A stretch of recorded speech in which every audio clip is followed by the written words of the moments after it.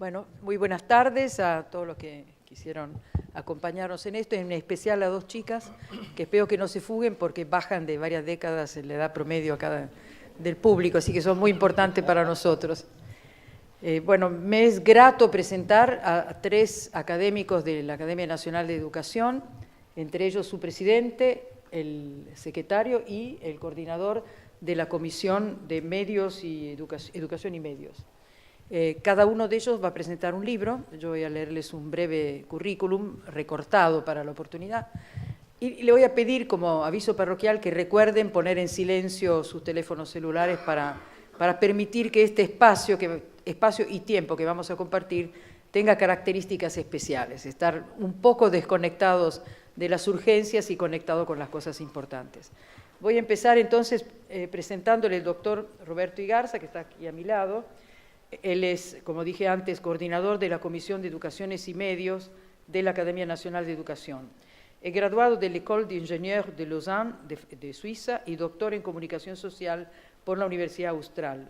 Es docente de posgrado de la Universidad de Buenos Aires, la Universidad de San Andrés, la Nacional de La Matanza, Quilmes, Rosario, y en esta última dirige un programa de investigación en educación ubicua, que me vas a tener que... Educación ubicua. Ha dirigido carrera de posgrado, ha sido vicedecano, decano y secretario general dentro de las distintas unidades académicas. Se ha desempeñado como investigador en el Gabinete de Educación, Comunicación y Educación de la Universitat Autónoma de Barcelona. Ha dirigido el Observatorio Mundial de Televisiones Educativas y de Descubrimiento, con sede en París. Y en la intersección entre comunicación, tecnologías y cultura, se interesa por los cambios de la producción, difusión y hábito de consumo de contenidos culturales. Es experto internacional en consumos culturales, es asesor gubernamental en programas de educación y cultura digital. Recientemente ha sido relator de informes nacionales de consumos culturales y encuesta de lectura en México y en la Argentina.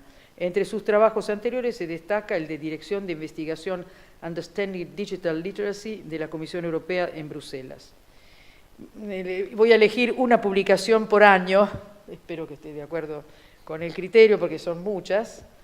2008, Estrategia de Convergencia de la Crujía en Buenos Aires. Me encantó Burbuja de Ocio, Nueva Forma de Consumo Cultural en 2009. No seamos ingenuos, Manual para una lectura inteligente de los medios, 2008. La Cuarta Pantalla, Contenidos, Marketing y Publicidad en la Telefonía Móvil, 2008. Hacia una estrategia del sector editorial, La forma de conocer en la era 2.0, Informe de investigación, Consideraciones acerca de la movilidad y la evolución de las experiencias de lectura, Cartografía del periodismo participativo en Latinoamérica, En la ruta digital, Pensar la televisión pública, ¿qué modelo para América Latina? La sociedad de las cuatro pantallas, TV Morfosis, al rescate de las mediaciones a la hora transmedia, La forma de conocer en la era 2.0, Nuevos escenarios de la práctica de lectura, Bibliotecas escolares, Considerando para una política pública y Argumentos para una sociedad del ocio. Esto no lo leo, ¿no? La UNESCO ha publicado el libro de su autoría, Nueva Agenda por el libro y la lectura, y Metodología para explorar y medir el comportamiento del lector en la era digital. Es además coautor de Normas IRAM 30.000, Sistema de Gestión de Calidad en Educación. Es miembro de numerosos comités académicos, UNR, UBA y consejos asesores, UDESA, además de integrar el comité editorial y científico de publicaciones de su especialidad en Argentina, Brasil y Chile. Y es director de la colección Futuribles de la editorial La Crujía. Ya no sé si tutearlo, con ustedes, Roberto Igarza. ¿Le puede leer esto? Bueno, muchas gracias, Paola. Muy generosa en tu lectura. Al igual que han sido generosos quienes organizaron la mesa al convocarme para participar de ella, sobre todo para presentar este libro, que se enmarca en la conmemoración de un evento muy importante para nosotros, que es el 30º aniversario de la Academia Nacional de Educación. Aprovecho para hacer un agradecimiento además institucional a la Fundación Cultural de Santiago del Estero y a su presidente, doctor Néstor Ick. Institucional digo porque es quien ha permitido que esta publicación esté hoy entre nosotros y que pueda circular como lo está haciendo. Me toca presentar un libro colectivo, como como el que va a presentar el académico Rato, y por lo tanto hay numerosos autores en este libro, numerosas miradas, perspectivas. El libro comienza con una presentación de nuestro presidente, el académico Pedro Luis Barcia, que define el libro como un arqueo de bienes, como una forma de asumir la herencia y de proyectar los esfuerzos. Me parece que es una muy buena síntesis y que además culmina en su presentación apelando una vez más a una sentencia popular muy propia de sus decires. Él menciona aquella que dice: todo lo que sabemos lo sabemos entre todos, y afirma, permitiéndoselo, afirma con cierta carga proactiva, dice él: todo lo que podremos, lo podremos entre todos. Me parece que es una buena síntesis para comenzar a hablar de este libro, que es un libro, como les decía, plural, que comprende 3 partes, que está dividido en 3 grandes etapas. Una que presenta una vista sintética de la historia argentina en la vida de la academia y en la vida de la educación y cuál fue su incidencia, y también cuánto ha acompasado la vida de la educación esta historia de la Argentina reciente. La segunda parte, llamada Figuras, trata básicamente el reconocimiento a algunas de las personalidades representativas de la Galería de Ilustres que constituye nuestra genealogía, y es una muestra de la diversidad de orientaciones que componen nuestra academia. La tercera y última discurre sobre el campo de las propuestas y de una puesta en perspectiva, yo diría, de carácter prospectivo, tratando de hacer un esquiz de lo que podría ser la agenda de debates a futuro por parte de la academia. Comienzo por la primera parte, la parte histórica. Haré una muy breve síntesis de cada uno de los capítulos. Me detendré tal vez más en algunos que en otros. Ustedes sabrán disculpar por los nombres y apellidos, pero tratándose de conmemorar 30 años, han pasado por la academia algunas decenas de académicos y en algunos casos conviene rescatarlos de un cierto olvido. En el primer capítulo, todos los capítulos están sustentados, yo diría, en concisas y contundentes referencias históricas, lo que no me parece mal, teniendo en cuenta que la academia en 30 años, en realidad unos años antes, debido a su falta de institucionalización, ya había funcionado, pero me parece que resultan todas referencias históricas que son válidas a la hora de recorrer lo que ha acontecido.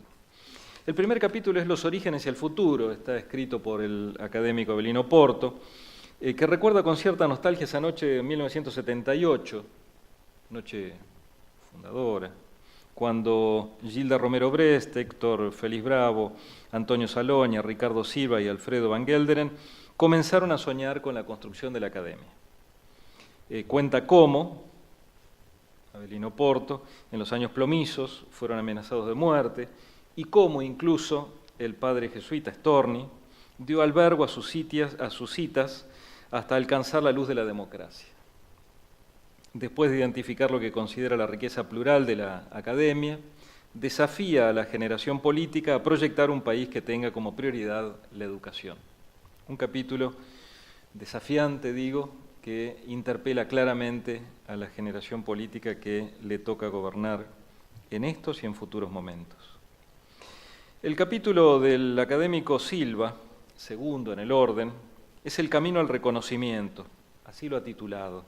Es una memoriosa labor de reconstrucción histórica donde revela detalles de ese recorrido colectivo para alcanzar la formalización, la expresión administrativa, pero sobre todo habla de esos pasadizos burocráticos resaltando el hecho político que significaba a cada paso encontrar una resolución favorable a favor o en favor de la institucionalización de la academia.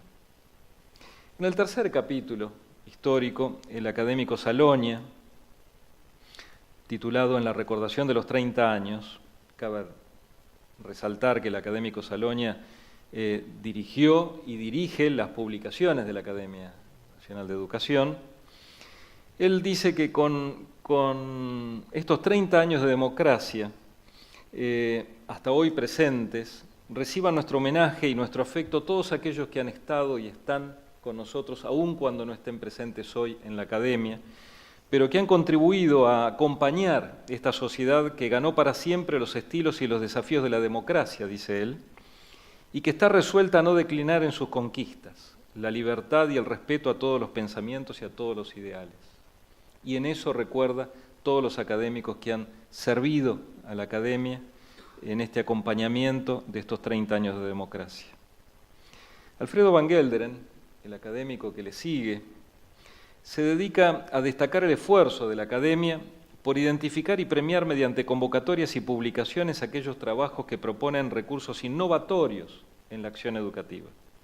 Y recuerda con detalle los premiados y sus trabajos. Quiero resaltar aquí que aquel que lo desee, recordemos que en la Academia hay un centro que permite a los investigadores no solamente encontrar todas las publicaciones de la Academia, sino un sinnúmero de otras publicaciones que pueden resultar de mucha utilidad, y en este caso, además, las publicaciones que provienen de los premios otorgados por la Academia.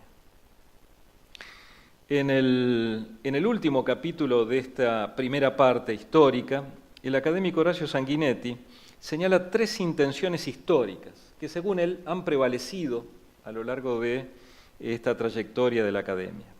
La primera, dice él, es la prosapia sarmientina. Dice, a pesar de los debates a veces estrepitosos, nunca obstaculizamos la corrección, el respeto y la amistad que debe prevalecer entre gente de bien, porque sobre esas diferencias debe primar las coincidencias básicas, pasión por la educación, reconocimiento de su sentido prioritario y de los valores compartidos. La segunda intención, dice él, es la de sumar gente joven. Joven cuanto corresponde que lo sea un académico. De lo contrario, dice, los cargos podrían alimentar ese institucional, entre comillas, achaque senil del que hablaba Deodoro Roca, a quien él tantas veces se ha referido. La tercera intención, dice Sanguinetti, es la federalización a la que se debe una Academia Nacional, lo que se ha logrado con la incorporación de miembros correspondientes en las provincias, incluso en los últimos años en el extranjero. La segunda parte habla de figuras.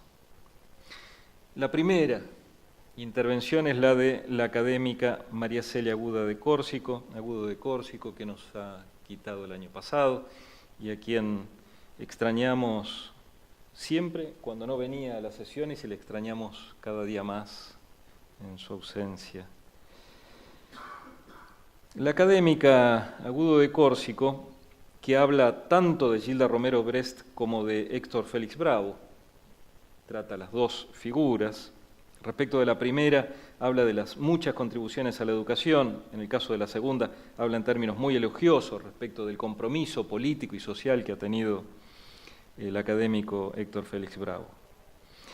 En este capítulo, la académica fallecida Agudo de Córsico recuerda a la fundadora, comenzando por un hecho histórico. Dice, en 1966, cuando después de la llamada Noche de los Bastones Largos, Gilda Romero Brest acompañó a los 400 profesores de Filosofía y Letras que renunciamos, lo hacía como vicedecana y como directora del Departamento de Ciencias de la Educación.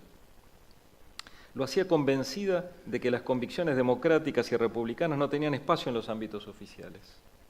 Operación que acometió con el apoyo de Héctor Félix Bravo, quien interpuso el peso de su excepcional figura de político intachable y académico altamente respetado. Respecto de Gilda Romero Brest, le reconoce 3 grandes ideas pedagógicas que desarrolló en el país y en el extranjero. Recordemos que Romero Brest ha sido directora de institutos en la UNESCO en el extranjero, una persona de reconocimiento internacional. Le reconoce, digo, 3 ideas pedagógicas en particular. Ha sostenido la educación permanente desde su propia concepción, digo. Segundo, el papel insustituible de la educación en su relación con el trabajo. Y tercero, la educación no formal como un espacio expandido, creciente, que luego el académico Tacchini retoma más tarde en este mismo libro. En el segundo capítulo, Ruth Sautou, en una recopilación detallada de 24 páginas que no tienen desperdicio para aquel que se interesa a las metodologías de investigación en educación, no tiene desperdicio. Se las dedica a Ana María Eichelbaum de Bavini y a Regina Perla Gibaja.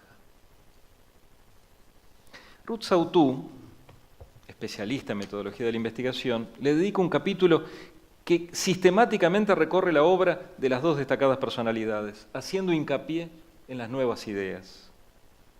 Respecto de Eichelbaum de Bavini, lo hace por su aporte al análisis de datos secundarios estadísticos. Y respecto de Regina Gibaja, al desarrollo y difusión de metodologías de investigación cualitativa, de la cual fue pionera. Ellas no inventaron, dice la académica, los métodos ni las técnicas de producción y análisis de datos, pero respetando los procedimientos del método científico, ambas los desarrollaron y aplicaron en la investigación de temas claves de la educación como nadie antes. En el capítulo siguiente, la académica Paola del Bosco y la académica Ana Lucía Frega revisitan la obra de Vicente Fatone, al cual le adjudican una indiscutida dedicación a la tarea educativa, lo que es un reconocimiento que todos hacemos, sobre todo en favor de la inclusión del arte en el ámbito de la educación. Muchos de sus títulos, de su abundante y diversificada producción de libros y artículos, desde 1930, 31 exactamente en adelante, así lo reconocen. Dicen, lo que Vicente Fatone entendía que estaba en juego en el tema de la educación y de la transmisión de la cultura era, y aún es hoy en día, el peligro de la simplificación pragmática, que hace de todo contenido algo instrumental, esterilizando de antemano la capacidad creativa que la buena literatura, la buena música, las buenas artes plásticas, el buen teatro, la buena poesía, la buena filosofía despiertan en las personas cuando queda intacta su conexión con lo sublime. En el capítulo siguiente, Antonio Saloña se dedica a su amigo, a Gregorio Weinberg. Lo trata así, de mi amigo Gregorio, desde la primera línea. Es que el académico Saloña retoma un texto escrito con motivo del cumpleaños, de los 80 años de Gregorio Weinberg. A él lo señala y lo destaca como paradigma del humanista cabal, excelso y humilde. Lo identifica como un alguien que no transó, palabras textuales del académico, y que se mantuvo fiel a su vocación democrática. Recuerda sobre todo un episodio extraordinario que se repetía casi sistemáticamente a la salida de la academia.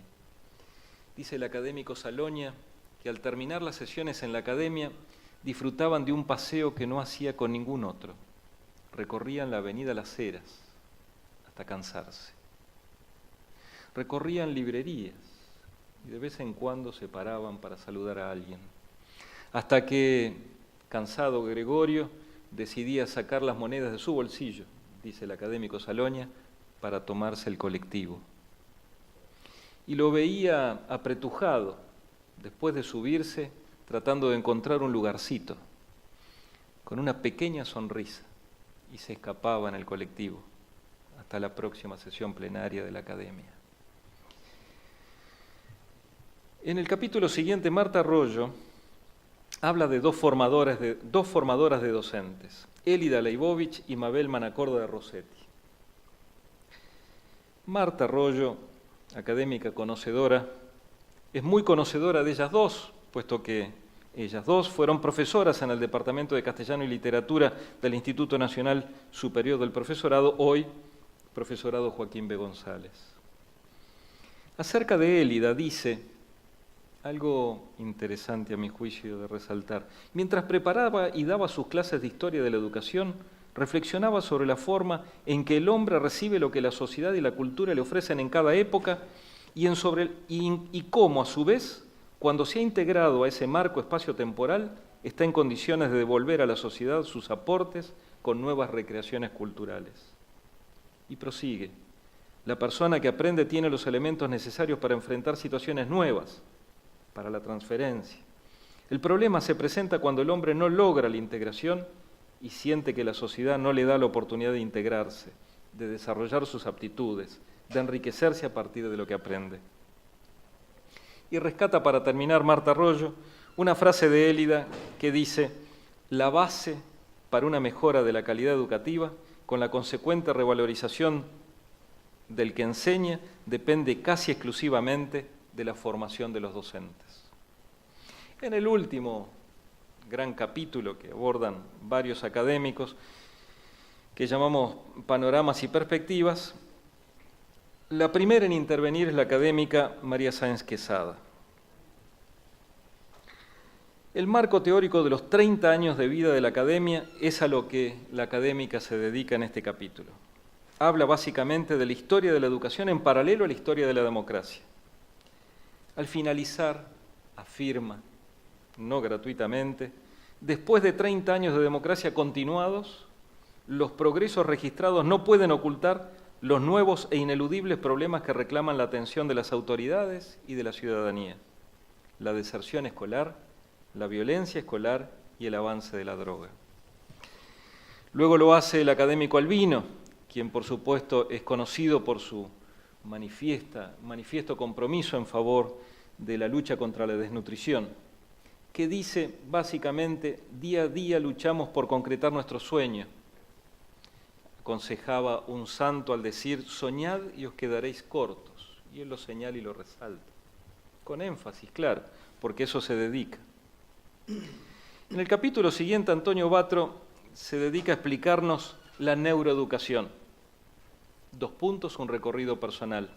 Como ustedes conocen al académico Antonio Batro, no hace falta que haga más elogios que el que siempre hago de él, porque básicamente tiene una enorme capacidad para desencriptar lo que es extremadamente complejo, y lo es en gran medida porque es interdisciplinario. Su experiencia personal les sirve y nos sirve a los lectores para entender cómo se extienden las ideas en el mundo de la educación. Y me parece que es un capítulo esencial para aquellos que quieren reinterpretar la pedagogía en el marco del acontecer de este encuentro entre más tecnología y menos didáctica. Lo último lo digo yo. El académico le guarda un capítulo absolutamente técnico, pero con un gran aporte nuevamente de desencriptación de esferas científicas que nos resultan absolutamente vedadas si no existieran estos textos. Nos aporta algo valiosísimo, que es básicamente un apartado que lo recomiendo vivamente. El apartado que dice: aprender a leer en sistemas alfabéticos. Para aquel que se interesa al comportamiento lector y a la comprensión lectora, me parece que vale la pena rescatar esto, porque lo hace desde las neurociencias, cosa a lo cual no estamos tan acostumbrados. Del académico Rato que le sigue, ¿qué puedo decir? Es una personalidad que recurrentemente nos recuerda y pone énfasis en la prioridad que debe tener la formación en ciencia, pero él siempre lo hace de modo extraordinariamente feliz, porque no solamente se pregunta el por qué, no solamente insiste en una fundamentación teórica sólida, es tal vez la persona más sólida que conozco en este tema. No solamente por eso, porque lo fundamenta abundantemente y siempre es una fuente, pero sino porque en este caso una vez más, yo voy a utilizar un término que tal vez al académico Rato le resulte, perdone usted, necesitamos de su militancia pragmática. Mire, perdone, disculpe usted. Porque está fundada en sólidas teorías, decía, pero con una visión bien práctica. Mire, la mitad de su capítulo, si usted quiere saber cómo, él le responde cómo. No es solamente un sólido teórico, es aquel que concluye diciendo: mis propuestas son. Un capítulo imperdible. Las académicas correspondientes de Tucumán y Corrientes han hecho su aporte. Les dejo que lo descubran. El académico Miguel Petty se dedica a algo muy importante, a educar para la trascendencia. Me detendré simplemente en un párrafo. 1. La educación para la trascendencia implica al menos proveer al educando la posibilidad de salir de sí mismo y, por consiguiente, de crecer, entendiendo que su fe no es contradictoria con su razón, entendiendo también que, si ha recibido una buena educación, debe ser solidario. Implica también, dice el académico Petty, necesariamente una educación que incluya la dimensión religiosa, sea de la religión que sea. El capítulo que sigue no ameritan comentarios porque tengo los derechos de autoría. Les dejo que lo descubran. Se llama Bibliomorfosis, argumento para repensar las políticas públicas por el libro escolar y la lectura. El siguiente habla del gran desafío del sistema educativo ante las nuevas generaciones. ¿Cómo enseñar a las nuevas generaciones de nativos digitales?, se pregunta el académico Mazoero. Y allí me parece que es importante resaltar aquello en lo cual él pone énfasis. No hay forma de introducir tecnologías sin visualizar el nuevo liderazgo que debe ejercer el docente. Y en esa intersección, a la cual él le dedica varios párrafos, me parece que está la clave de su artículo. El capítulo siguiente es del académico Tacchini, reconocido académico, prestigioso académico. Él habla de la academia ante los desafíos educativos del siglo XXI. Casi podría él solo abarcar todo lo que hemos hablado en gran parte en esa tercera instancia del libro. Él dice, pensar la educación en todas sus manifestaciones y formas nos colocan al desafío de pensar la educación de las personas desde su concepción hasta su muerte y dimensionar los alcances reales de la educación en sentido amplio, es decir, mucho más allá de lo que habitualmente se conoce como el sistema educativo formal. Y se pregunta, ¿para qué sociedad educamos? Más aún, retomando un texto de él de hace algunos años, dice, respecto de los ni estudian ni trabajan, dice, tal vez es como si, imperfectamente, algunos jóvenes nos estén advirtiendo que el hombre, incluso por su falibilidad, no debe ser prioritariamente un sujeto eficiente y competitivo, que tiene otras necesidades y capacidades, y también que, a la vez, es lo suficientemente sagaz como para advertir las limitaciones del progreso sostenido. El componente afectivo y psicológico de la persona, cuya expresión de síntesis última es la felicidad personal, es determinante para pensar el mundo actual.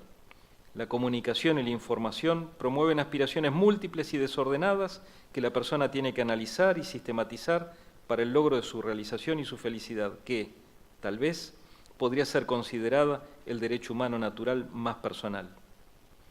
Y termina preguntándose si más de lo mismo o cambiar el modelo educativo. El último capítulo le corresponde al académico presidente Pedro Luis Barcia, como no podía ser de otra manera. Y él habla de la cultura del encuentro y la educación por y para el diálogo. Podría decirles que es un capítulo delicioso, podría decirles que es un capítulo preciso, que es un capítulo que sigue una lógica barciana. Ausencia de lógica, pues. También. Dice Pedro Luis Barcia, tenemos una marcada tendencia rembrandtiana de contrastes y luces, de luces y sombras. Pero a diferencia del pintor que logra la armonía, a los argentinos nos imantan más las actitudes hacia la cultura del conflicto que hacia la del encuentro. La cultura de la polémica es disgregante para la comunidad. Argumentación y debate están en la entraña de una democracia, pero el triunfalismo a que aspiran las partes es riesgoso si no va sostenido por una cultura dialógica. Por eso me preocupa, dice Barcia, una demasiado acentuada tendencia a la práctica del sic et non en algunos colegios que no alternan con otros ejercicios de matización. La educación debe llevar a la sabiduría de lo gris, como decía Goethe, y no a la polarización de meros blancos y negros. En nuestros días contrastan las dos formas, la cultura del conflicto y la cultura del encuentro. Siempre propositivo, Barcia rescata a Víctor Masú, quien publicó en 1956 el Diálogo de las Culturas. Está, como siempre, generosamente rescatando de cierto olvido personalidades muy importantes para reflexionar sobre el presente. Y concluyo con este último párrafo del doctor Barcia. El diálogo debe ser el fundamento de toda pedagogía. Su didáctica y su práctica deben ser pan cotidiano en el aula y fuera de ella. Porque el hombre dialógico activo, tolerante y asertivo es el que mejor está listado para reconstruir el dañado tejido social argentino. Caminar hacia la cultura del encuentro por vía dialógica, buscando consensos y respetando las diferencias, fundando acuerdo en valores compartidos en todos los niveles y campos de la vida pública. Los puentes de la palabra dialogal rompen la insularidad del individualismo.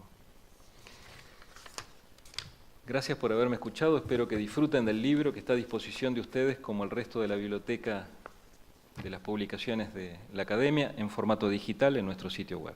Muchas gracias.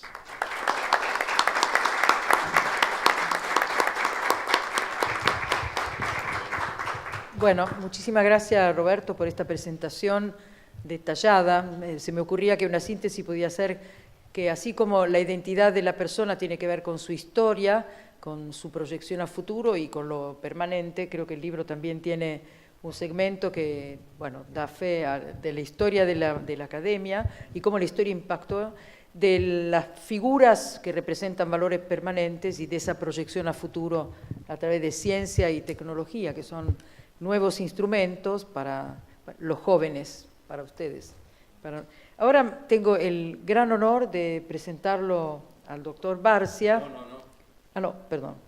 Tengo el gran honor de presentar no al doctor Barcia, sino al doctor Ratto. Quiero decirle que cada uno de ellos me hizo una poda tremenda de los currículum, porque, en fin, pensó que no tenía que extenderme. El doctor Jorge Adolfo Ratto es miembro de la Academia Nacional de Educación, de la cual es además académico secretario. Es licenciado en Organización y Gestión Educativa, egresado de la Universidad Austral. Con mi gran sorpresa descubrí que es odontólogo, egresado de la Facultad de Odontología de la Universidad de Buenos Aires. Es miembro de honor permanente de la Feria Internacional del Libro de Buenos Aires. Trabajó como profesor en la Facultad de Psicología y Educación en la UCA. Además es colaborador permanente del periódico de Consudec y SM Ediciones. Es director de la Escuela Argentina Modelo y del Instituto Superior Docente Carlos María Viedma, director del Departamento Pedagógico de la Fundación Internacional Talentos para la Vida. Es además coordinador del programa de Escuelas Hermanas de la Vicaría Episcopal de Educación de la Ciudad de Buenos Aires. Actualmente se desempeña en la gerencia operativa de currículo, dirección de planeamiento e innovación en el Ministerio de Educación de la Ciudad Autónoma de Buenos Aires. Dictó numerosas conferencias, seminarios, cursos y talleres para la OEA y para la UNESCO, tanto en el país como en el exterior: España, Estados Unidos, Brasil, Uruguay, Bolivia, Chile, Colombia y Venezuela. Es autor de Carpetas para actividades de ciencias, Ciencias para maestros, Ecología, una idea integradora para la enseñanza de las ciencias y Alfabetización científica necesaria y posible. Estrategia cognitiva para el aprendizaje significativo en ciencias, ciencias naturales, enfoque epistemológico, diseño curricular y sugerencias metodológicas. Todas obras publicadas por Capeluz Internacional para Latinoamérica. Además, realiza trabajo de investigación. Bueno, y aquí lo tienen en la presentación del libro. Bueno, muchas gracias. Aguanten que dentro de un ratito viene lo mejor, ¿eh? Bueno, quiero, en nombre de todos y cada uno de los miembros de la Academia Nacional de Educación, un agradecimiento muy especial al Banco Santander Río por su generosa contribución que ha posibilitado la edición del libro que me toca presentar, Reflexiones sobre la formación docente. Y quiero también agradecer al académico Barcia, que me ha dado la posibilidad de trabajar con él en la coordinación de esta publicación. Reflexiones sobre la formación docente, como su nombre lo indica, es un conjunto de ideas, de propuestas, de sugerencias, fruto del pensamiento plural, pero también de la preocupación singular, por cierto central y de larga data, de todos los miembros de la Academia Nacional de Educación. El libro comienza con algunas consideraciones sobre la cuestión de la formación docente. Tal vez es un símbolo, tal vez sea un homenaje en un escrito, tal vez, insisto, póstumo, de nuestra querida y recordada amiga, la académica María Celia Agudo de Córsico. De su escrito rescato toda una definición.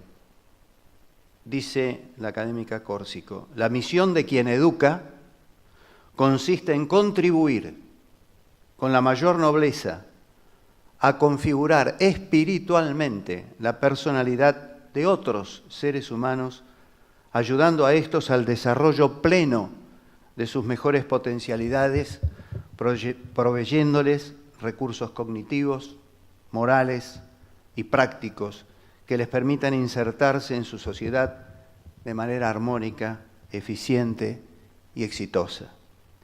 Ninguna escuela que no tenga los mejores maestros puede ofrecer una educación de calidad. Es cierto que la cuestión de la formación docente está en un momento en nuestro país y en nuestros días particularmente crítica, por lo menos esta es la consideración que hacemos los integrantes de la academia. Y esta situación crítica, como cualquier otra situación, ayer lo mencionábamos en el plenario, puede ser superada solamente con políticas nacionales que sean sinceras. Esto significa políticas que reconozcan con humildad las dificultades que tenemos. La humildad, decíamos ayer, podría ser un buen punto de partida, pero también con políticas nacionales inteligentes. Esto significa aptas para la resolución de problemas reales, de problemas concretos. El otro capítulo, el siguiente capítulo, la formación docente en el pensar y repensar de la Academia Nacional de Educación, escrito por nuestro actual presidente, el académico Barcia, nos muestra en este caso cronológicamente cómo la cuestión de la formación docente ha sido una constante preocupación a lo largo de los 30 años de la Academia Nacional de Educación. La académica Elida de Geventer en el año 1986 ha presentado ya esta demanda, esta inquietud, pasando luego en el año 1997 por un volumen editado por la Academia, La formación docente en debate, repito, 1997, donde se colectaban ponencias expuestas en las primeras jornadas especiales de reflexión académica sobre educación hasta hoy. Podríamos decir que es un segundo tomo de aquel de 1997, la presentación hoy de este libro, anejo a nuestro boletín Academia Nacional de Educación 96-97. Y como para que quede constancia, utilizando las palabras de Barcia, de que el tema ha sido una de las preocupaciones axiales de nuestra reflexión sostenida a lo largo de los años en esta suerte de vigilia intelectual que la corporación ha mantenido velando los derechos constitucionales de la educación. Así lo dice Barcia. Pero también Barcia señala con cierto desánimo, por cierto compartido, lo poco que se ha logrado cambiar en este terreno, en este campo de la formación científica. Sin embargo, Barcia no se queda en un llanto pedagógico, él habla de una furtiva lágrima pedagógica. Yo lo amplié, llanto pedagógico, lo exageré un poco. Barcia acepta el desafío y valientemente nos habla de un tema que está pendiente de debate, pendiente de resolución, y que es el examen de ingreso a la carrera docente. Y ahí Barcia nos señala una paradoja, la insólita cifra de más de 1.260, 1.261 para ser más precisos, institutos de formación docente en todo el país. Y la paradoja es que ante ese número faltan o escasean maestros, profesores de calidad. También señala Barcia contra 30 institutos que tiene Francia. En todas las resoluciones que examina Barcia, no hay una sola línea referida a la forma de selección de ingreso, ni como medida adoptada, ni como medida adveniente, ni futura. El tema es soslayado y nunca abordado, insisto, el tema del examen de ingreso a la carrera docente. En su escrito, Barcia propone variantes posibles respecto al ingreso, aspectos evaluables en un examen de ingreso para la carrera docente. Y la conclusión es su propuesta: curso de ingreso con examen final selectivo. Como primer paso en el camino de profesionalización del docente es la tarea de seleccionar los mejores aspirantes para asumir la labor fundamental de maestros y profesores.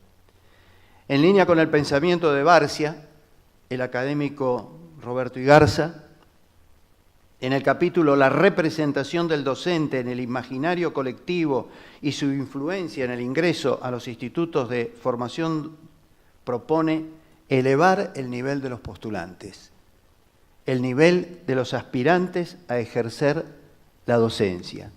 Y hace un acertado análisis acerca de las representaciones sociales del docente, de las representaciones de los medios, en los medios del docente, y del rol del docente en las series televisivas.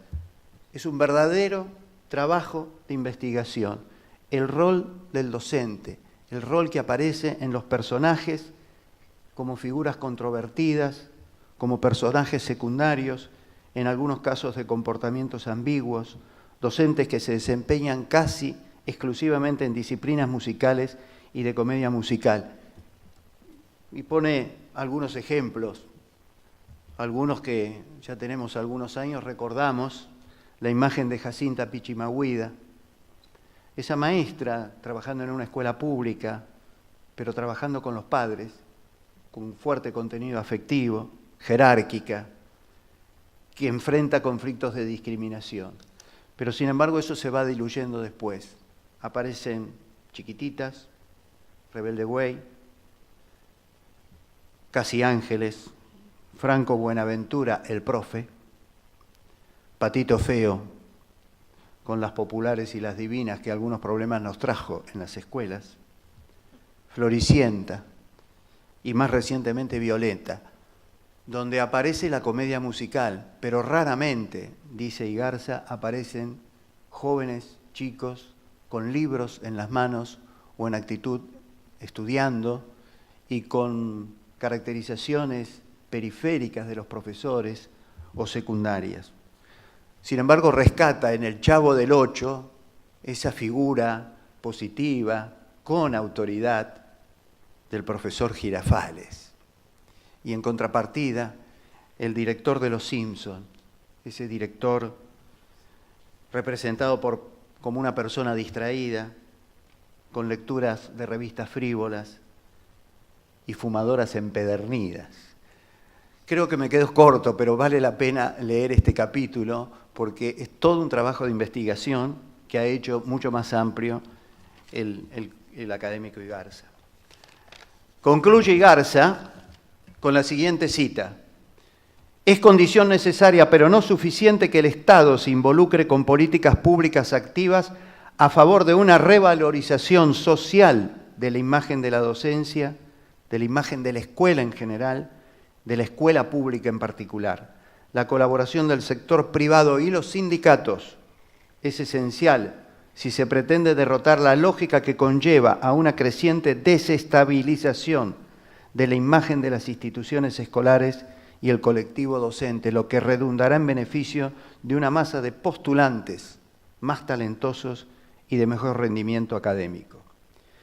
En el capítulo de la alfabetización científica a la alfabetización transmediática en la formación docente, Igarza insiste en señalar: la formación para la docencia tiene la responsabilidad de entramar competencias y finalidades, recursos y alfabetizaciones, métodos de enseñanza, pero también formas de convivencia en sociedad.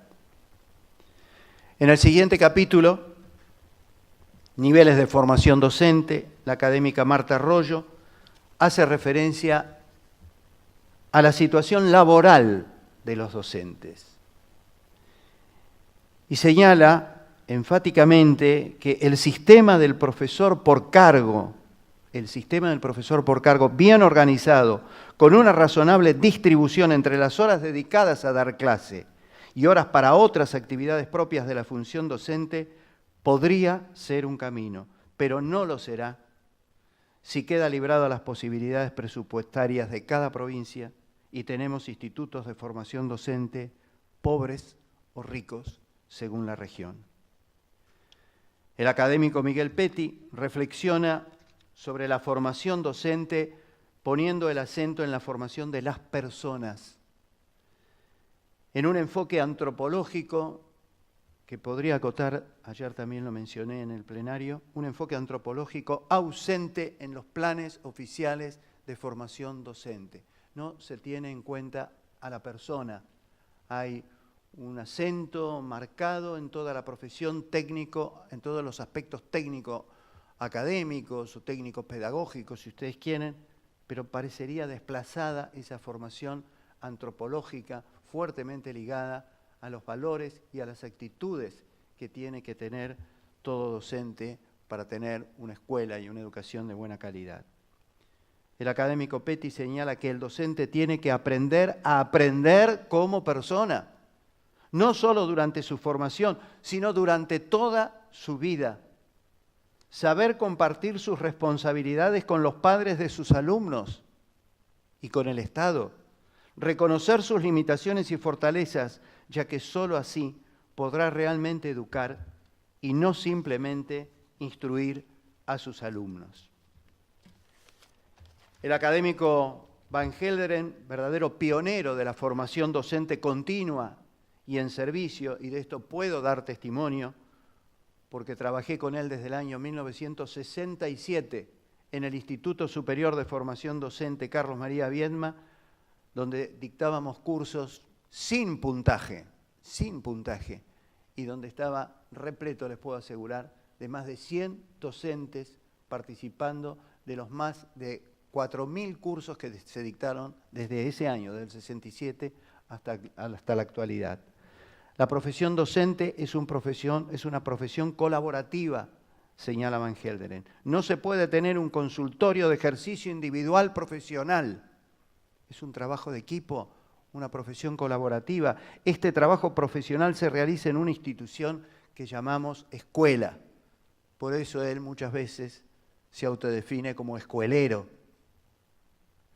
Documentar, diagnosticar, planificar, gestionar, evaluar, volver a planificar, replanificar son los verbos que conjuga Van Gelderen como imprescindibles para el funcionamiento eficaz de una escuela. Los dos últimos títulos que quisiera comentar es el que se refiere a la formación en el analfabetismo emocional a cargo del académico Lavaqué. Al plantear la cuestión, el académico Julio César Lavaqué nos hace una advertencia. Nos advierte sobre el peligro de concebir al docente solamente y simplemente como un enseñante de saberes. En cierto modo, retoma las dimensiones del académico Petty sobre la formación antropológica de los educadores.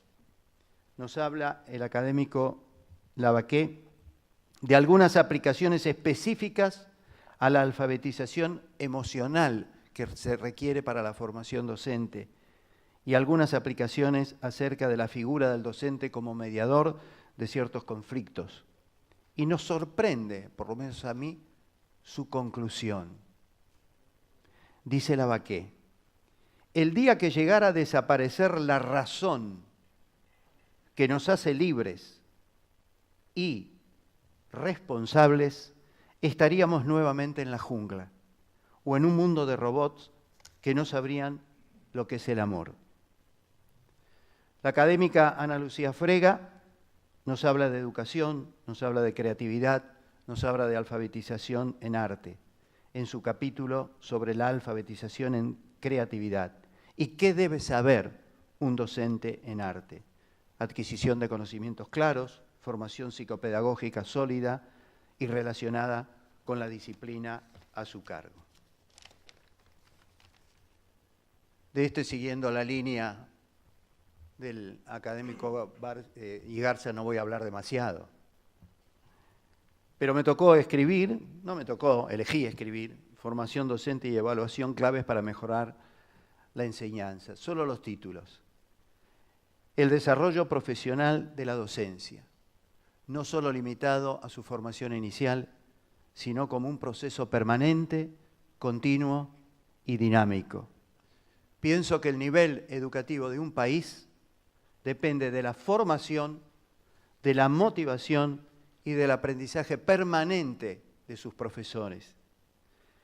Dos informes publicados recientemente, uno por la Organización de Estados Iberoamericanos y el otro por el Banco Mundial, señalan por un lado la importancia que tenían o que tienen las ideas previas, las representaciones de las que nos habla Igarza en la formación docente, pero también nos habla de que el ingreso a la docencia sea cada vez más selectivo. Fíjense, dos informes que lo ponen como meta para el año 2021.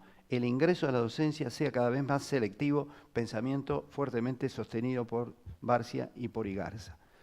Solo quiero señalar, desde mi punto de vista, 4 requisitos y disculpen la imprudencia también porque pretenden ser síntesis. Creo que hay 4 requisitos para la profesionalización que hacen a la identidad de la profesión docente. Uno casi es de perogrullo. No puede enseñar el que no sabe. El primer requisito es dominio del saber, pero no solo el saber académico, sino saber acerca de los procesos de apropiación del conocimiento, cómo planificar, cómo conducir, cómo orientar en el aula y cómo evaluar. Primer requisito de idoneidad, primer requisito de expertez. El segundo requisito creo que es empatía comunicacional. Levantar las barreras que impiden la comunicación de un maestro o de un profesor con otro. No hay proyecto si no hay empatía comunicacional y cada uno termina haciendo la suya. Empatía comunicacional para comunicarse con los alumnos, con los estudiantes, con los padres, con los equipos directivos, con los equipos de conducción, con los colegas docentes. Empatía comunicacional. Un tercer requisito es el de la autoestima.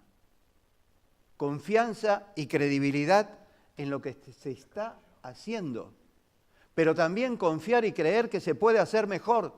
Si no, no hay espíritu de superación, no hay espíritu que impulse esa capacitación en servicio permanente como proceso continuo que reclamaba Van Gelderen en su escrito. Me parece que ese es otro de los requisitos fundamentales. Y el cuarto, sin pretender agotar con esto el tema, es el que se refiere a la concepción ética de la profesión, al compromiso moral. Si bien es cierto, se necesitan sólidas competencias técnico-pedagógicas, también se necesitan sólidas competencias éticas, congruencia entre el ser, el decir y el hacer. Y esto sí tiene que ver con lo que también señalaba Petty cuando hablaba del enfoque antropológico, con el enfoque centrado en la persona. Lo último que quisiera mencionar es la amplia bibliografía sobre la formación docente realizada por la licenciada Viviana Calegari, nuestra biblioteca. Ahí van a encontrar ustedes las referencias de los artículos publicados en el Boletín de la Academia, los documentos del Centro de Investigación de la Academia, material electrónico de bases con los datos de publicaciones internas, el sitio electrónico de la Academia, el canal Sarmiento y las bases de datos externos. Creo que como aporte, estas reflexiones, como decía al principio, plurales, pero preocupaciones centrales, son un aporte de la Academia de Educación. La aspiración es que sean útiles y que sean importantes para continuar el debate, pero para buscar concreciones, para buscar que se mejore esto que tan preocupado nos tiene, que es la formación docente. Muchas gracias. Muy bien. Muy bien, muchas gracias.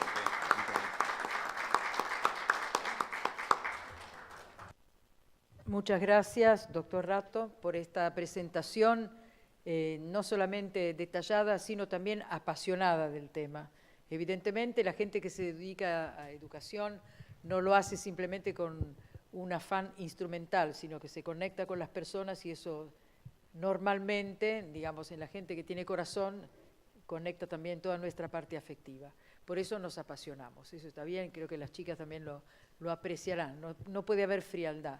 Y recuerdo en este momento una anécdota brevísima de nuestra querida María Celia Agudo de Córsico, que una vez cuando fue a hablar a la academia, la directora del, ¿cómo se llamaba?, del Centro de Formación Docente. Linfod. Al final de una muy sesuda y erudita exposición dijo: por favor, para que esta anciana hoy pueda dormir en paz. Además de todo eso, ¿les importa que los docentes tengan cultura, que sepan ver a los alumnos?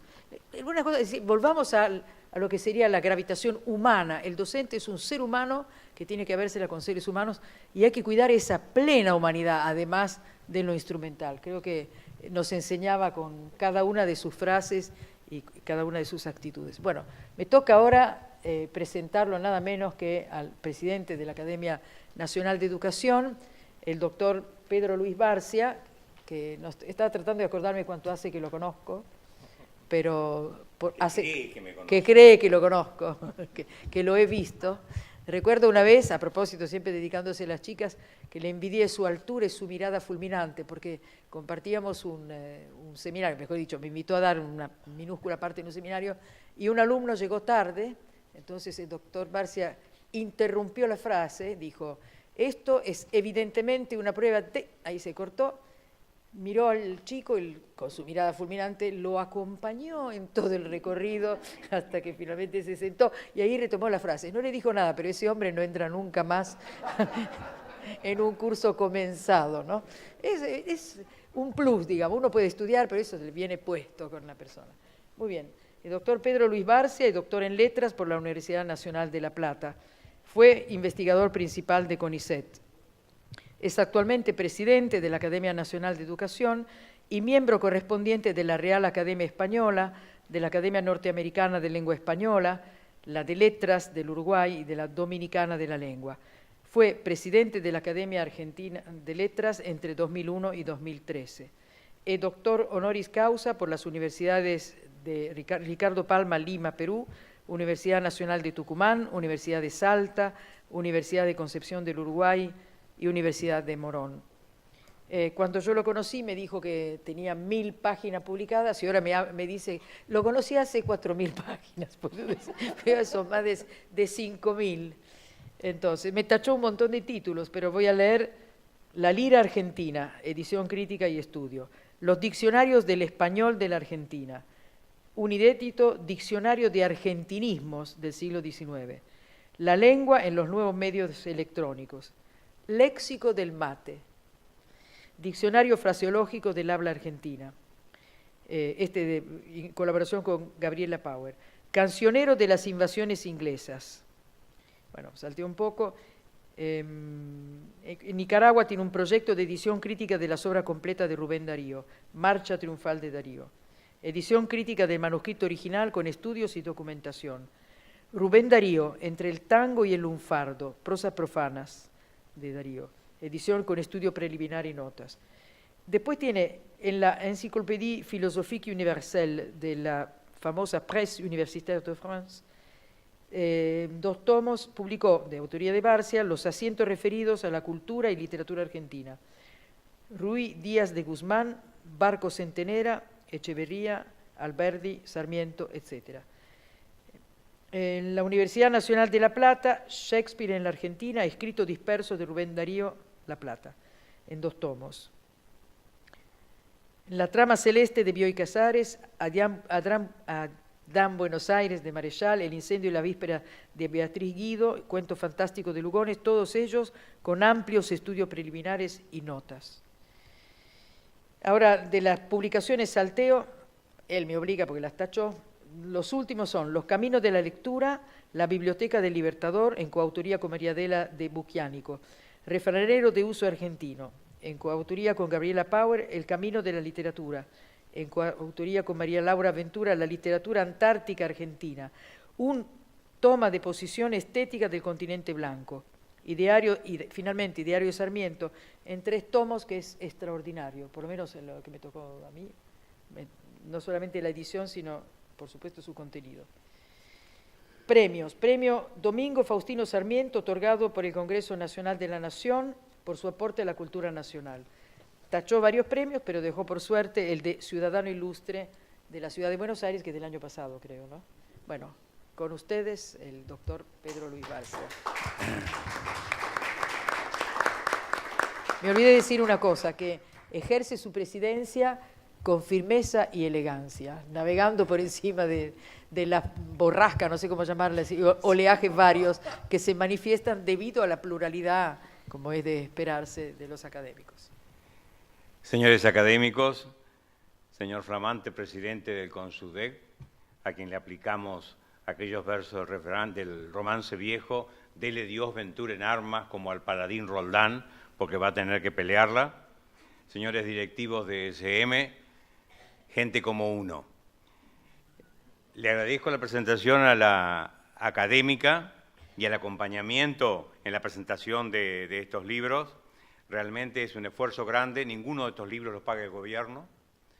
Los gestionamos nuestro dinero por distintas fuentes, fundaciones, bancos o editoriales, y esa ha sido una característica en mi desempeño durante los 11 años en la Academia de Letras, donde jamás publiqué un libro con dineros de ustedes, todo con dinero de ellos, es decir, de la gente que lo tiene, y nunca con dinero reservado a las academias o a la academia nuestra. Esto lo digo con orgullo porque yo me descubrí que tenía esta capacidad, y que es la que exalto ahora, de gestionar. Nunca me imaginé que podía ser un buen gestor de dinero, pero no para lo propio, porque yo vivo en La Plata sin ella, igual que él.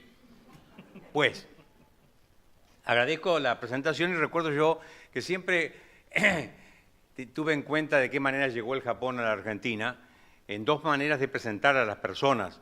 La primera era lo que se llama la presentación bonsai, es decir, usted tiene un currículum amplísimo, como lo del señor, por ejemplo, y el colega le hace un arbolito de escritorio, se lo reduce sistemáticamente. Y la habilidad de la expositora, de Paola Dal Bosco, que es la otra técnica japonesa, que es el ikebana, con unas piedritas sueltas, una juntado en la vida, y algunas hojas secas, un magnífico centro de mesa. De modo que le agradezco muchísimo esta gestión. Antes de seguir adelante, quiero decir que todas las publicaciones nuestras pueden comprarse en el stand que figura la Academia, ¿no? Y que dentro de poco, gracias a que hemos firmado un convenio, vamos a tener digitalizada la totalidad de nuestra producción, y estará entonces no online, porque no sabemos inglés, sino en línea directamente para la consulta de ustedes. El libro que hoy presentamos es un proyecto que tuve hace mucho tiempo y no lo podía concretar hasta que se dieron las coincidencias de 3 factores. El primer factor es encontrar 2 coautoras trabajadoras, que son las coautoras del libro. Los últimos libros míos los he publicado casi todos con gente joven que me acompañó durante mucho tiempo en la vida, en las cátedras, y no colocándola como colaboradora, sino como coautora, que es lo que corresponde en este caso. Descubrí que teníamos en la Academia de Letras una magnífica bibliotecaria, en la Academia de Educación otra, y entonces asociamos en la búsqueda estas 2 muchachas jóvenes, una cuya autora está acá, que es Viviana Calegari, la capacidad como el personaje de Sarmiento del calíbar de electrónicos, es decir, son rastreadores natos que pueden encontrar cualquier cosa. Hicimos el diseño, trabajamos en conjunto, con mucha rapidez, y así fuimos cerrando entonces esta primera etapa de la producción del libro. La segunda etapa se da gracias a la generosidad de la editorial SM, su directora Aida García, una mujer ejecutiva y lúcida como pocas, excepto las presentes, como decimos en el campo para no molestar a nadie, ¿no? Aceptó enseguida la sugerencia y respaldó con el sello que ustedes ven allí esta publicación. Y lo tercero, el equipo técnico de que dispone SM, que realmente yo creo que tiene la capacidad que tenía el rey Midas, pero no en este sentido. Lo que tocaba se le convertía en oro, que para el rey Midas fue una condena, recuerdan ustedes, ¿verdad? Y para esta gente que trabaja en SM, lo que tocan lo convierten en presentable y agradable. Lo que habíamos hecho nosotros muy humildemente, ellos le dieron ese lujo que ustedes podrán ir viendo, si es que el colaborador que generosamente sacrifica su tiempo para venir a acompañarnos acá, Gabriel, puede mostrarles. Entonces, lanzamos esta idea, la concretamos en este libro, y este libro está destinado básicamente a los alumnos, a los profesores, a los maestros, a los profesores y a los bibliotecarios. Una de las declaraciones del año pasado de la Academia es que los bibliotecarios deben ser incluidos en todos los planes de actualización digital. ¿Por qué? Porque siempre quedaban al margen, y hoy día nos consiste en que le pregunte un muchacho a doña Rosa que está en la biblioteca qué es lo que puedo ver, de qué libros puedo hojear, sino en todo caso, en qué sitios puedo consultar. Y allá va doña Rosa, si está pertrechada de este conocimiento y se ha adquirido este libro, por supuesto, y la organizará la orientación. Es un libro asistencial, pero no de asistencialismo. Es decir, no trata de hacer todo por usted para que usted sea un inútil, sino que le da la dirección y a partir de allí le hace evitar, o le evita, mejor dicho, un tiempo enorme que se pierde cuando a esa indicación vaga y tonante de la docente que le dice investiguen dónde nació García Márquez, con un verbo excesivo que es del CONICET, es simplemente buscar, rastrear, pero nada de investigar dónde nació García Márquez, es un dato que está hasta en las enciclopedias, pero no les dice dónde, cómo hacerlo, cómo explorar. El hombre está hecho de materia, dice Shakespeare, de materia temporal, y el tiempo que pierde el pibe tratando de ubicar dónde puede encontrar aquello, y le puede ocurrir lo peor, que le salten las peores ofertas en la pantalla y por ahí se va. Y entonces pues regresa a esa situación de la salita rosa de que con el cursor marca y con el otro corta y pega como la salita rosa y presenta 66 páginas que no tienen, digamos, calibración, no tienen sistematización, no tienen jerarquización, ni tienen capacidad de síntesis. Este libro trata de ser asistencial, ayudar al alumno, al profesor, al bibliotecario, al docente. No tiene aspiraciones universitarias que son de altísimo columpio y nivel, es algo más modesto. Nos hemos caracterizado en la academia, algunos de los que estamos allí, porque anoche nos preguntaba una de las académicas, la academia no puede quedarse en declaraciones como usted hace por radio con Nelson Castro, acabo de hacer ahora una con Magdalena Ruiz Guinazú, sino que tiene que hacer cosas concretas. Este hombre ha hecho cantidad de manuales para estudiar humildemente las ciencias. De modo que vamos a ir rescatando lo que se ha hecho en concreto. El que habla ha trabajado en manuales, en la misma editorial, en la revisión de los manuales de toda primaria y toda secundaria. Y por allí se empieza, por fogonear los muchachos con libros bien hechos y bien ordenados y actualizados. Y ahora estamos haciendo un manual de comprensión lectora, porque todo el mundo te señala el 52% de los argentinos que no entienden lo que leen cuando egresan. ¿Y quién hace alguien? Nadie hace mucho, simplemente seguimos con los discursos que pueden llevar a la indignación del que expone o al llanto por lo que pasa, pero lo único que cambia la realidad, está probado, es la mano operativa a la luz de un proyecto que se mete en la masa de los hechos y los toca. Y eso es lo que hay que hacer con un librito como el que vamos a lanzar dentro de poco con este tema. Yo en estos soy oriental, en el resto soy occidental, pero cuando dice Confucio que cuando se precipita la noche y se acentúan las tormentas oscuras, no hay que protestar, como muchos intelectuales hacen contra lo que está ocurriendo. Hay que prender una vela. Mirá qué simple que es Confucio. Este librito, el que estamos preparando, es una vela. Este es otra vela. Usted lo orienta y lo guía. Y lo salva de una de las las 3 limitaciones que suelen tener los docentes en este caso. El primer caso es el docente que le regala pan a usted. Y el alumno queda agradecido porque no tiene que hacer ningún trabajo, recibió el alimento y lo llevó. Claro que cuando termina el secundario y sale a la calle, no sabe fabricar pan y se muere de hambre. Es el docente que lo facilitó tanto que al final no le dejó crecer. Aquí indicamos hacia dónde, orientamos, no occidentamos, con verbo que inventó Unamuno, Oquídere, es donde usted cae y viene la caída del sol, en Oquídere. No, acá usted lo orienta y lo deja. Después sigue, el profesor al lado tiene que perfeccionarle el sistema de búsqueda, de síntesis y demás. El segundo tipo de docente fallido es el que a usted le pasa bolo alimenticio.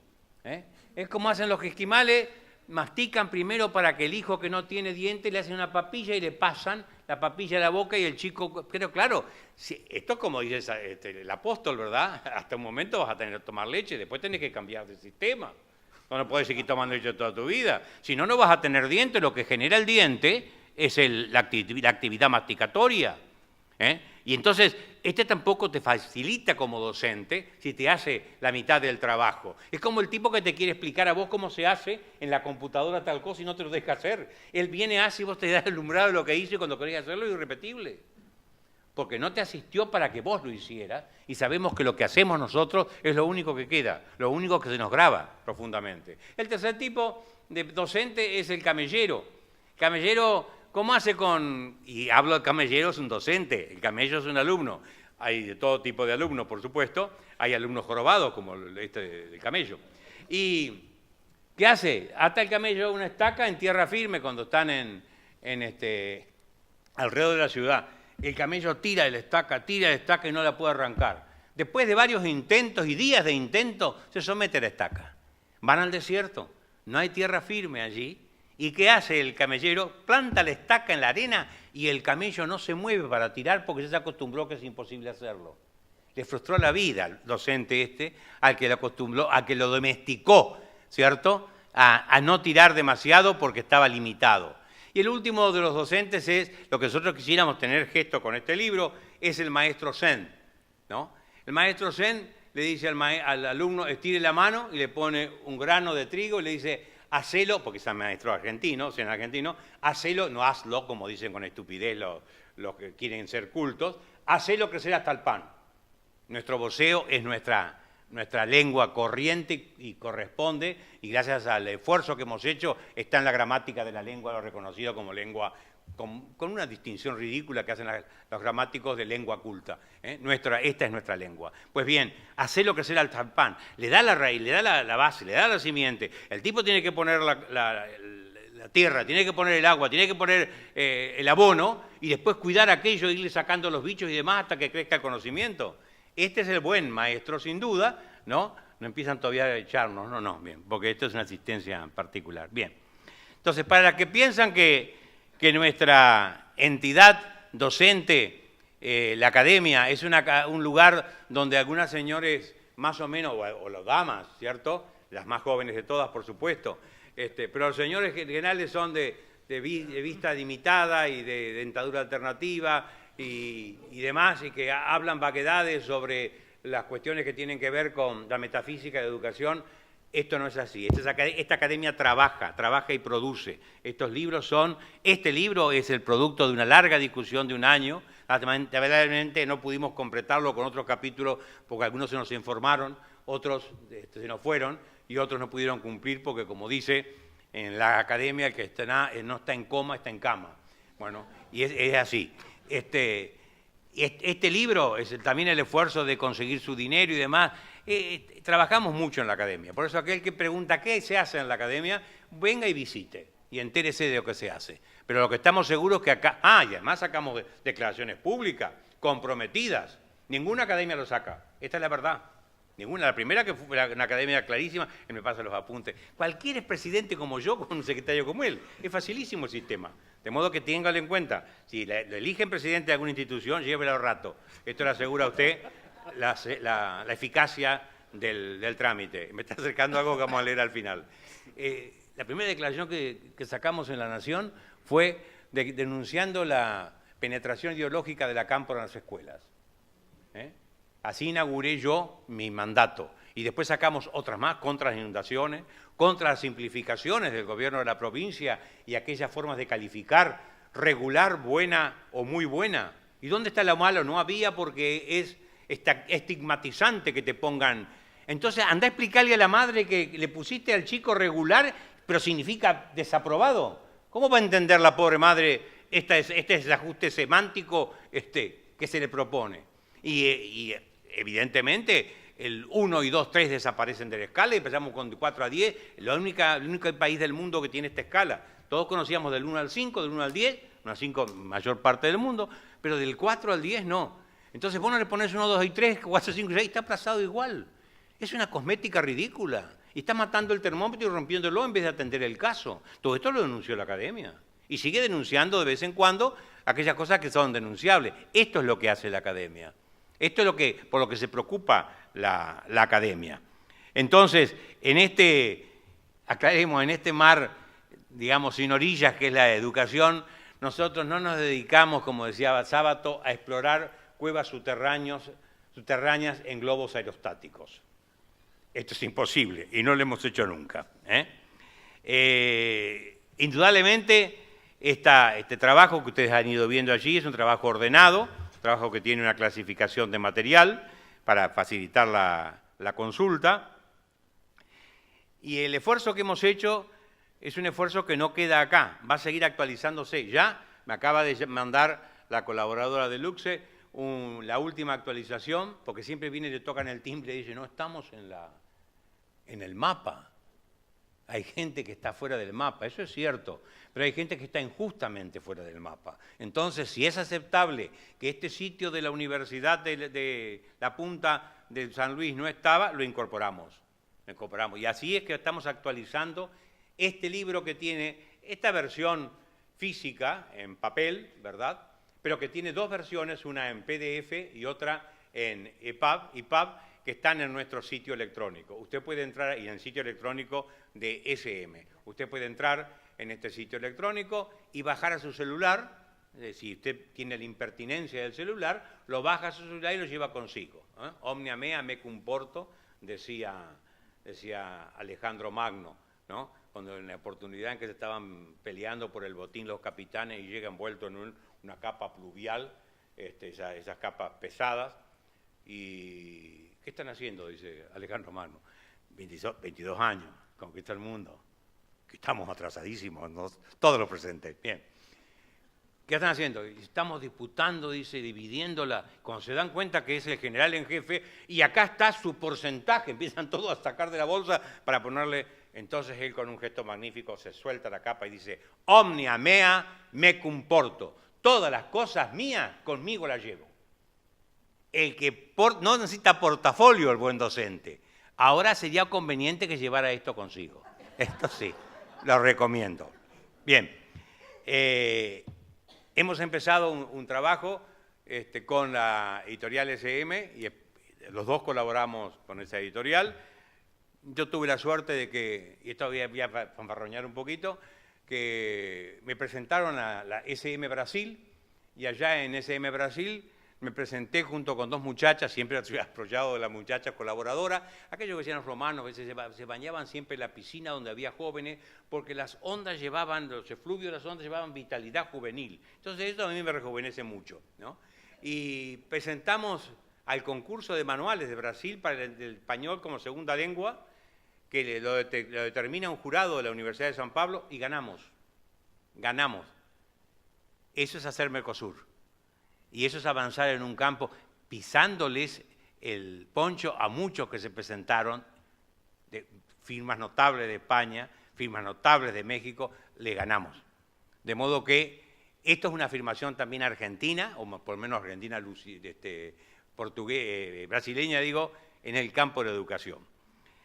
Y esto empezamos a trabajar ahora, en este campo, y seguiremos trabajando, porque como dice el refrán, con un beso empieza eso, ¿no? Y después no sabemos cómo seguimos, pero creo que vamos a seguir bien, ¿no?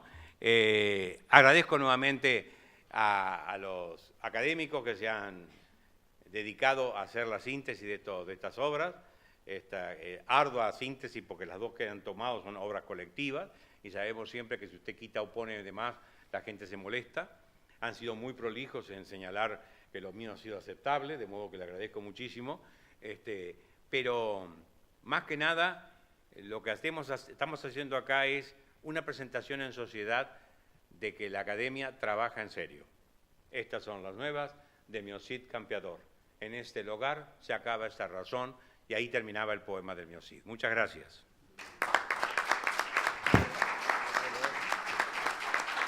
Como nos quedan como nos quedan 10 minutos, y acá hasta que no entre el cancerbero de la feria podemos aprovecharlo, vamos a dar lectura a lo que podamos, el último documento que acabamos de elaborar en la Academia, que se llama Políticas Educativas de Estado Consensuadas para la Mejora de la Calidad Educativa Argentina, basados en los aportes de la Ley de Educación Nacional. Propuestas a consideración por la Academia Nacional de Educación a los dirigentes políticos y a su ciudadanía. El año pasado hicimos un ciclo con dirigentes políticos, cerrado, con 50 personas elegidas, una antología humana le hicimos a los políticos, había escritores, había gente de primer nivel, Sapsay, Marcos Aguini, 50, y directores rectores de universidades, y ahí vinieron Massa, vino Sanz, vino Cobos, vino Macri, alguien más, no se me olvidó, y expusieron su pensamiento que iban a hacer cuando fueran presidentes. Es la primera concreción que se hizo en el país de estas declaraciones públicas. Ahora vamos por más, como dijo alguien, ¿no? Vamos por más, que es que nos firmen este conjunto para un consenso y que cuando estén en el poder, ¿cierto? Como Dimas le decía al Señor, acordate de mí cuando estés en el paraíso educativo, partiendo del supuesto absolutamente falso que es un paraíso lo educativo. Pero bueno, la idea es esta. Primero, tiene 2 secciones. La primera sección es vergonzante, porque señala todo lo que no se ha cumplido de la ley. Tenemos magníficas leyes incumplidas. Entonces vamos rápido porque me quedan 7 minutos. Napoleón decía que en 2 minutos se ganaba una batalla, lo diría él. Bien. Primero, dictado de 180 días de clase y ampliación a más, 190 dice el Consejo Federal, ¿no? Anuales, y recuperación obligatoria de cada día perdido. La provincia de Buenos Aires tiene más de 30 días, hay provincias que tienen 45, no se recupera nada. Los padres que protestan cuando el hijo está en la calle, después son silenciados en absoluto cuando han perdido 10 días, porque ya no están en la casa, están en el colegio y el padre sigue con su vida. ¿De dónde está la protesta de los padres para que repongamos? Y la ley ha previsto que los sábados en clase para reponer, que se suprime una semana de vacaciones, que se continúan en diciembre las clases, que se hagan en febrero. Nada de esto ocurre. Nada de esto ocurre. Aplicación universal gradual de la jornada extendida a todos los centros educativos de 6, primero y 8 horas. Tampoco se ha hecho más que en un porcentaje muy reducido en el país. En esto ha avanzado mucho más la enseñanza privada que la oficial. Universalización de la obligatoriedad de educación de nivel inicial para 4 años. Estamos en 5 y no todo el país la tiene. Estamos luchando por los 4 años ahora. Lo ideal sería hasta los 3. Y enseñanza secundaria, universalización de la obligatoriedad de la enseñanza secundaria. Se ha hecho mucho en esto, se ha incorporado mucho muchachos al secundario en el país. El problema que tenemos es el desgranamiento. Cómo se nos van en un segundo año, en un tercer año, y termina apenas la mitad de los que egresaron en primer año. Esto es lamentable. De modo que hay que atender a cómo se les ata la pata en la escuela. Organización de la nueva estructura y contenidos de la enseñanza secundaria orientada, técnica y artística. Implementación, algunos distritos como la Cava, la ciudad de Buenos Aires, ha avanzado ya con un nuevo secundario muy bien organizado, y nos han pedido a la Academia ahora de la Villa Caicupé, que ayudemos a preparar la programación para un secundario que están elaborando. Formación docente, para nosotros es el talón de Aquiles, ¿no? Es el punto más grave que tenemos, más vulnerable que tenemos en estos momentos. El Infot y los ministerios provinciales deben actuar en estrecha relación para una profunda reorganización de la formación docente. Los puntos fundamentales que señalamos son actualización del currículum, profesionalización y jerarquización de la docencia, programas obligatorios de formación docente continua y en servicio, actualizados y adecuados a las realidades locales y federales, dictados durante el mes de febrero. Todos conocemos lo que es el sistema de falsa actualización. En cualquier momento del año se suspenden las clases y por teléfono se indica que hay una jornada de perfeccionamiento. Nunca por escrito, porque lo que queda escrito prueba. El examen de ingreso a los institutos, consolidar las formas de evaluación docente, aumentar la práctica docente y el examen final para egresados. Articulación de los institutos de formación docente con las universidades para lograr una proyección de carreras de grado y posgrado. La revisión intensiva y actualización de los profesorados de las universidades. Esto va a costar, ¿cierto?, la mitad del hemisferio cerebral. porque las universidades no van a permitir de ninguna manera que nadie les diga que estamos generando profesores para el vacío. No se conoce en la universidad cuál es la realidad de aula, por eso tenemos el peor clima de aula de todos los 65 países que se miden. No se prepara suficientemente. Ese profesor que sale en literatura no le enseñan cuáles son los métodos de la lectoescritura, pero va a dar esa materia en los institutos de profesorado con una ignorancia pareja y sostenida, casi universal, de lo que tiene que conocer. Y esa es la universidad. Métase usted con la universidad y decirle que tiene que corregir la plana. Les deseo buena suerte a los ministros que tengan que hacerlo. Programas especiales para la formación de directivos y supervisores, actualización del presupuesto educativo nacional. Hemos tenido el más alto presupuesto de América Latina y algo pasado, no se ha distribuido bien, algo fracasó, pero hemos hecho el esfuerzo, esto es importante. Con Filmus empezó el trabajo y se siguió después más adelante. Desarrollar, esto es una cuestión que quedó colgada de la ley también, hasta acá todo lo que no está cumplido. Desarrollar el Consejo Consultivo con representantes de los medios de comunicación, los anunciantes publicitarios y el Consejo Federal de Educación para promover mayores niveles de responsabilidad y compromiso de los medios masivos en la labor educativa. Clave, clave. Esto no se implementó siquiera. Otros aspectos, robustecer la identidad cultural argentina para articularlo en esto que el Papa llama poliedro global y no esfera. Interesante, no sé cuánto sabe el Papa de geometría, pero aquí acertó plenamente, lo que dice es muy neto. Asegurar la nutrición infantil hasta el ingreso del niño en inicial y gestionar la dotación gradual de cloacas y agua corriente a todos los hogares argentinos. Creación de un organismo monitoreador y evaluador del avance y estado de la educación argentina en todos sus niveles. En la Ciudad de Buenos Aires se creó, con estudios, nos dicen que en Córdoba lo están gestando, ayer nos informó Yuri, ¿verdad? También en San Luis, me parece muy bien. El problema es que tiene que estar independiente del poder político, porque si no, hacemos de la herramienta.